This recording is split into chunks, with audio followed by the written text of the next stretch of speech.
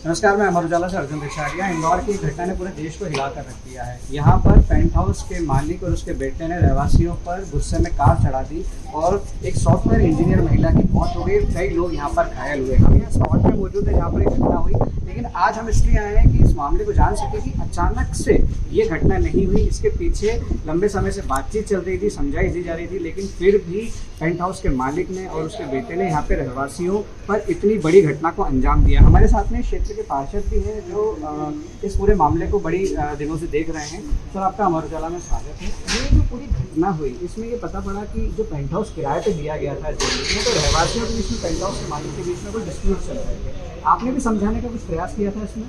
ऐसा है कि इन लोगों ने जब ये पेंट हाउस की जो समस्या आ रही थी तो इन लोगों ने मेरे को संडे के दिन बुलाया था। वो संडे के दिन मैंने जो पेंट हाउस के मालिक जो है वो कुलदीप चौधरी, उनसे मैंने चर्चा की थी कि भाई आपने यहाँ पर रहने के लिए जो आपने ये लिए फ्लैट लिए हैं, तो यहाँ पर रहवासी के हिसाब से आप रहें, यहाँ पे फैमिली वाले लोगों को रहें। यहाँ पे इन लोगों ने मेरे को बताया था कि इसमें नागरिक कोई बाहर की लड़कियाँ आती है और बाहर के लड़के रहते हैं। अच्छा, यहाँ पर ऐसी कोई शराब की भी व्यवस्था की जाती है। तो वो सारी शिकायतों को लेके मैंने इनसे संपर्क करा था और यहाँ के जो बिल्डिंग के मालिक है उनसे मैंने उनको अवगत कराया था। तो बिल्डिंग के मालिक जो है भाईटी जी ने बोला था कि भाई साहब आप आए हो, मेरे को अभी तक कोई जानकारी नहीं थी, परंतु मेरे को आपके संज्ञान में आया है तो मैं इसको 15 दिन में ये खाली करवा दूंगा। और संडे के दिन ही मेरे जाने के बाद में इन लोगों ने 3 बजे फिर मीटिंग रखी थी। भाईटी जी भी आए थे, बिल्डर भी आए, वो भी आया था, मालिक भी, और इन रहवासियों के बीच में समझौते भी हुआ, तो कुछ विवाद भी हुआ था। तो फिर पुलिस भी आई थी और पुलिस ने इनको मध्यस्थता करके और इनको क्लियर करा दिया था कि अब ऐसी कोई घटना नहीं होगी और यहाँ पे ऐसे कोई लोग नहीं आएंगे, क्योंकि यहाँ पे अभी ये जो मल्टी है अभी बनी है और ऐसी कोई गतिविधि, असामाजिक गतिविधियाँ संचालित होती है तो इसमें समाज में भी थोड़ा सा गलत असर जाता है। तो इसलिए हम लोगों ने बोला था कि हमारे वार्ड में ऐसी कोई भी गतिविधियाँ ना संचालित करें कि रहवासियों को समस्या है। तो यहाँ पर भाईटी जी ने भी बोला था कि ऐसी कोई गतिविधियाँ नहीं होंगी। और अभी भी वो उस दिन पता नहीं क्या, जैसे शाम को आए और इनका क्या विवाद हुआ, वो लड़के ने गुस्से में, कि हमको ऐसा इस चीज़ का अंदाजा ही नहीं था। यहाँ पे सब ये है कि इतना जरा सी छोटी सी बात का इतना बड़ा बतंगड़ हो जाएगा, ये हमको भी विश्वास नहीं था। मतलब पुलिस और आपके समझाने के बावजूद भी ये घटना हो गई?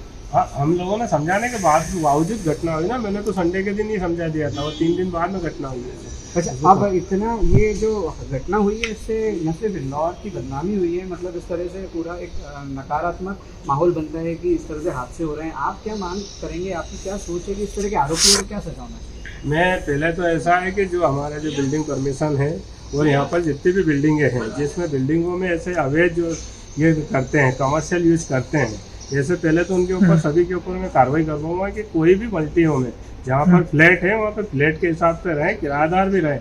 हमें उससे आपत्ति नहीं है कि किराएदार नहीं रहे, परंतु ऐसी असामाजिक गतिविधियों की पूरी जांच करवा रहे हैं। और यहाँ पर भी जो निर्माण कार्य से संबंधित कोई भी आएगी उसकी पूरी जांच कराएंगे। और यही कमल विहार कायसी वाटिका कॉलोनी नहीं, पूरे वार्ड 35 की सारी कॉलोनियों में, सारी मल्टियों में मैं जाँच कराऊंगा कि ऐसी किसी भी प्रकार की कोई भी गतिविधि कॉलोनियों में नहीं रहे। क्योंकि कॉलोनियों में रहना, गेटेड कॉलोनियों में लोग अपने आप को सुरक्षित चाहते हैं, सुरक्षित रहना चाहते हैं। और यहाँ पर ऐसी जो ये होती है, लोगों के जान पे आ जाती है, जान चली जाती है, हत्या जैसे मामले कर देते हैं, तो ये बड़ा ही चिंता का विषय है। मैं एक चीज़ ये भी जानना चाहता हूँ, आप पार्षद हैं यहाँ पे, और ये सिर्फ इस मल्टी की प्रॉब्लम नहीं है, मतलब इंदौर में रेंट पे ये किसी भी मल्टी फ्लैट दे दिए जाते हैं, तो क्या नगर निगम के नियम क्या कहते हैं, प्रशासन के नियम क्या कहते हैं कि किसी मल्टी में कमर्शियल तरीके से क्या फ्लैट दिए जा सकते हैं?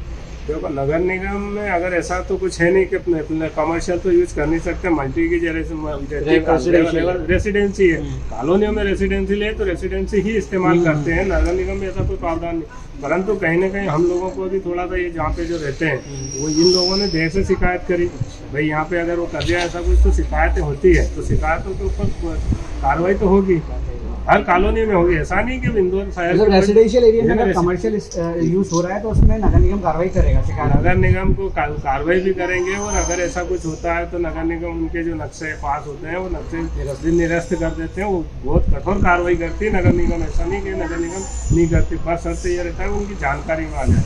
यहाँ पर जैसे जो कॉलोनियों में जो प्लाट कटे हैं, सारे प्लाट रहवासी के हैं, तो रहवासी भी इस्तेमाल करेंगे उसमें। आगे आप ये पेंट हाउस को हटाने की कुछ कार्रवाई करेंगे? ये पेंट हाउस का हट गया है, ये समझो कि हमने पूरी कार्रवाई कर दी है, नगर निगम में बोल दिया है और बिल्डर को भी बोल दिया है कि अब इसमें पेंट हाउस जैसा कुछ भी नहीं रहेगा, उसके ऊपर पूरी कार्रवाई की जाएगी। एक बार नाम बताइए। राकेश सोलंकी, पार्षद वार्ड 35। हमारे साथ यहाँ पे इसी टाउनशिप में रहने वाली महिलाएं भी हैं, आपके नंबर देना सर। प्रोफेशनल हैं। नंबर इनसे बात करते हैं कि ये पूरी घटना जो हुई उसमें क्या चीज़ नहीं। पार्षद जी। बहुत ही भयानक एक घटनाक्रम था, पूरा एक देश न सिर्फ इंदौर वाले पूरा देश ले गया है कि एक सॉफ्टवेयर इंजीनियर महिला के साथ आप लोगों के सामने वो दृश्य बार बार आ रहे होंगे जो पूरी घटना बार है। सो नहीं पा रहे हम लोग, आंखें बंद करते हैं तो वही सामने आता है, तो सो भी नहीं पा रहे हम लोग तो 3 रात से। तो ये जो हुआ, आप लोग कब से प्रयास कर रहे थे कि पेंट हाउस हट जाए, हम लोगों को समझाने का? कितने जब से वो आया है तब से ही अपन 2 महीने से हम लोग ट्राई कर रहे हैं, वो 2 महीने से चालू है उसका कंटिन्यू। तो उस उनका जो बिहेवियर था बिल्डर के बेटे का, ऐसी तरह से बिहेवियर? ऐसा ही, अच्छा, सब मतलब आप महिलाएं वगैरह बात करते थे, आप लोग हाँ, समझाते हम थे? लोगों से भी उसको बोलने की बिल्कुल तमीज नहीं थी, वो क्या बोल रहा है क्या कर रहा है उसको खुद को पता नहीं था। एक तो नशे में आता था, अच्छा, नशे में आता था जब हाँ, बात करते थे? नशे में तो रहता ही था। ओके। तो मतलब ये घटना देखा जाए तो इस तरह की कोई चीज़ पहले भी हो सकती थी, लेकिन आप लोग कोशिश कर रहे थे कि ये टल जाए या ना हो हाँ, सके। बहुत कोशिश की टल जाए, प्यार से भी बात करने की कोशिश की, बट नहीं हो पाया। आप लोग एक महिला की जान चली गई है, कुछ लोग घायल हैं, क्या मांग करते हैं? ऐसे आरोपियों को क्या सजा होना चाहिए? फांसी सामने आ जाए तो जो उसने हमारे साथ किया वो हम भी कर दे उसके साथ, मन करता है। आपके बच्चे भी खड़े थे, फैमिली सभी लोग खड़े थे जब ये खड़े थे, घटना हुई सभी यहाँ पे खड़े उस समय? कोई भी आ सकता था। आपका क्या नाम है मैम? प्रीतम रघुवंशी। आप क्या करते हैं? मैं हाउस वाइफ हूँ। अच्छा, ये जो घटना हुई उसके बाद में वो लोग जैसे यहाँ से फरार हो गए, तो पुलिस प्रशासन और बाकी जो जनप्रतिनिधि हैं आसपास के लोग, उन लोगों से आपकी कुछ बातचीत हुई होगी इस पेंट हाउस को हटाने के लिए? क्या बोला गया? नहीं हुए वो लोग, वो पुलिस स्टेशन ही गए थे। अच्छा, सीधे यहाँ से? हाँ, और हम लोग भी यहाँ से पुलिस स्टेशन ही गए थे, पर वो महिलाओं को बचाना हमारा पहला कर्तव्य था, तो हम उनको हॉस्पिटल लेके गए थे। उसके बाद हम पुलिस स्टेशन गए तो वो बैठे थे वहाँ पे, फिर वो कार्रवाई हुई और लॉकअप में किया। क्या नाम है आपका? प्रियंका। ये जो घटना हुई है, इस तरह की परेशानियाँ इंदौर में कई टाउनशिप में है। कमर्शियल स्पेस दे दिया जाता है, आसपास रेंट से स्टूडेंट्स को दे दिया जाता है। तो आप नगर निगम से, सरकार से आप लोग क्या अपील करेंगे? सिर्फ आपकी प्रॉब्लम नहीं है, इंदौर में जगह जगह लोग ये इस तरह की समस्या को बता रहे हैं, तो आपकी क्या अपील, आप क्या कहना चाह रहे हैं? मेरा ये कहना है कि इस पे कार्रवाई होनी ही चाहिए। सबसे मेन थिंग कि जो चीज़ इलीगल है, जैसे पेंट हाउस लीगल नहीं है तो आप उसको बनाने ही मत दीजिए ना, तोड़िए। और जो भी कोई अगर रेंटेड रखता है या बैचलर्स को रख रहा है या ऐसे कुछ कर रहा है, कहीं रेजिडेंशियल बिल्डिंग में कमर्शियल एक्टिविटी कर रहा है, तो उसको रोकना ही चाहिए। उसको रोकना क्या, उसको तोड़ ही देना चाहिए, जैसे हम लोग करने वाले हैं कि हमारे पेंट हाउस हम तुड़वाने ही वाले हैं। अच्छा, आप लोग बहुत मेहनत से सेविंग करते हैं, फिर अपना खुद का घर खरीदते हैं, और पास पास इस तरह की एक्टिविटी होती है तो कहीं ना कहीं उनका रहना दूभर हो जाता हमारे है। सिक्योरिटी कॉम्प्रोमाइज़ हुई है, क्योंकि इसके कारण हमारा इतना छोटा सा बात ये थी कि आप ये बात हटा दीजिए एयरबीएनबी, और आप कोई भी फैमिली को रेंटेड दे दीजिए। बस कुलदीप चौधरी से यही कहना था। देखिए, इसमें एक पहलू ये भी है जो बार बार सामने आता है, जब लोग शिकायत करने जाते हैं तो नेताओं का कहना है, अधिकारियों का ये कहना होता है कि इंटरनेशनल कंपनीज है जो टूरिज्म को प्रमोट कर रही है, ट्रैवलिंग के लोग इंदौर आना चाहते हैं, तो वो चाहते हैं कि पेंगेज बन सकें या उनको प्राइवेट स्पेस मिल सके, तो उसमें ये भी एक पहलू बार बार सामने आता है। आप क्या सोचते हैं इस पर? मेरा ऐसा कहना है, सपोज जैसे एयरबीएनबी को दिया गया था, तो जो कंपनी है वो पहले आके देखे कि वो प्रॉपर्टी है कहाँ, ये रेजिडेंशियल बिल्डिंग है, तो क्या वो सबकी सहमति से allow करते हैं? अलाउ नहीं करना चाहिए। पहले आप चेक तो कर लीजिए ना, आके इंस्पेक्शन कर लीजिए कि भाई वहाँ की सोसाइटी के ओनर्स क्या चाहते ये हैं। सॉल्यूशन हो सकता है उसका। चाहते हैं कि वो वहाँ पे एयरबीएनबी चले। कितने दिन पहले आए थे? हमारी सिक्योरिटी कॉम्प्रोमाइज़ हो गई है पूरी की तरह से, तो वो तो अभी जब से हादसा हुआ है तब से थोड़ी सिक्योरिटी बढ़ी है। मुझे लगता है ये हादसे का वेट ही कर रहे थे सब लोग। अच्छा, ये यहाँ पर कितने समय पहले ये रेंट में दिया गया था? ये अभी बिल्डिंग तैयार हुए 2 महीने हो, जब से बिल्डिंग हुई है हम लोग रहने भी नहीं, उसके पहले एयरबीएनबी स्टार्ट हो गया। और आप लोगों को यहाँ जिन्होंने ये सेल आउट करी थी प्रॉपर्टी आपको दी थी, उन्होंने कुछ इसकी इन्फॉर्मेशन दी थी?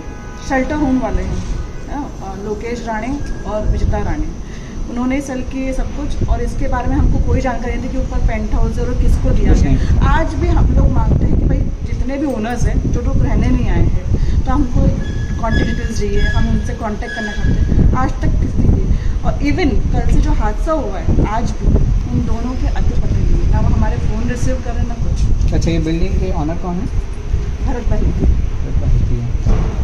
ये जो आपने एक सॉल्यूशन बताया कि एक सॉल्यूशन हो सकता है कि आसपास लोकेलिटी को चेक करें वहाँ पे, अगर कंपनीज देती हैं तो आप कोई कमर्शियल एक्टिविटी कर रहे हैं रेजिडेंशियल में, तो आके कंपनी वाले देखिए ना, कोई ना कोई तो आप रिप्रेजेंटेटिव रखो, एयरबीएनबी वाले, राइट, ओयो चलाते हैं, तो आप आके देखिए ओयो वाले कि भाई कहाँ चला रहे हैं आपका जो भी वेंडर है, ये सब गलत है। और जब गलत जगह पे चल रहा है, अगर जो आपकी रेजिडेंशियल ओनर्स नहीं चाहते हैं, तो ऑब्वियसली बात नहीं चलना चाहिए।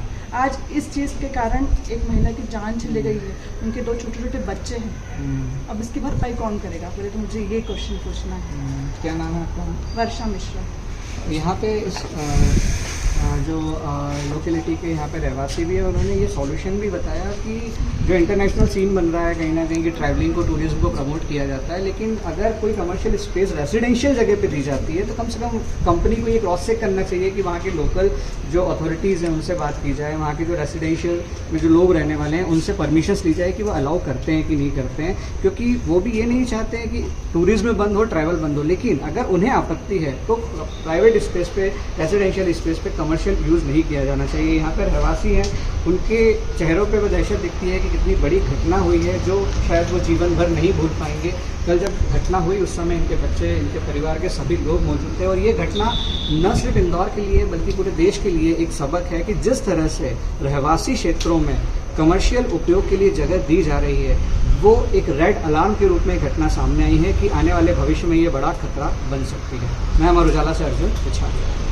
आपके राज्य की खबरें, आपके शहर की खबरें सबसे पहले जानने के लिए देखते रहें अमर उजाला। चैनल को सब्सक्राइब जरूर कर लें और पाएं हर अपडेट।